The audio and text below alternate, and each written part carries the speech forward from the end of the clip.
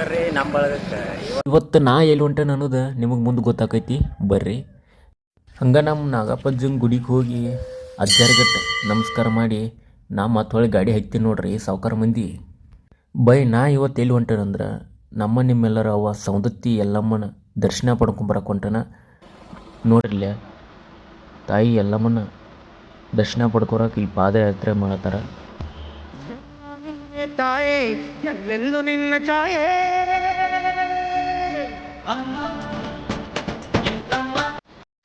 ಹೊಟ್ಟೆ ಒಂದು ಭಾಳ ಹಸಿದಿತ್ತು, ಅದಕ್ಕೆ ಮುನ್ನೊಳ್ಯಾಗ ನಾಷ್ಟ ಮಾಡತ್ತ ನೋಡು ನಾಷ್ಟ ಮಾಡ್ರು ಬರ್ರಿ ನಮ್ಮ ಬಳಗ. ಮಸ್ತ್ ಬಗ್ಗೆ ನಾಷ್ಟ ಮಾಡಿ ನಾ ಸೌಂದತ್ತಿ ಕಡೆ ಹೋಗಕ್ಕೆ ರೆಡಿ ಆಯ್ತೀನಿ. ಅವಾಗ ಇಲ್ಲೊಂದು ಸಾಂದ ಹಳ್ಳು ಸಿಗ್ತೈತಿ. ಇದ್ರೊಳಗೆ ಹೋಗುವಾಗ ಎಲ್ಲರೂ ಕಾಯಿನ್ ಹೋಗೋದಕ್ಕಾರ.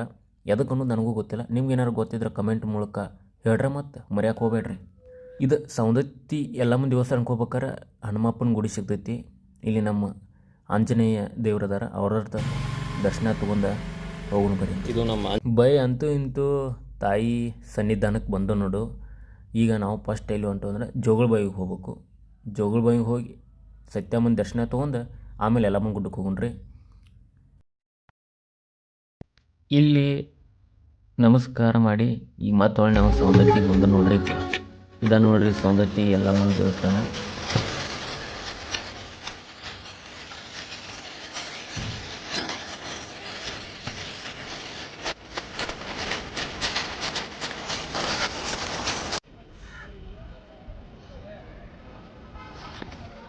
ಜಮದಗ್ನಿ ದೇವಸ್ಥಾನ, ತಾಯಿ ರೇಣುಕಾ ಎಲ್ಲಮ್ಮ ಮತ್ತು ಯಜಮಾನ್ರು ಪತಿಯವರು.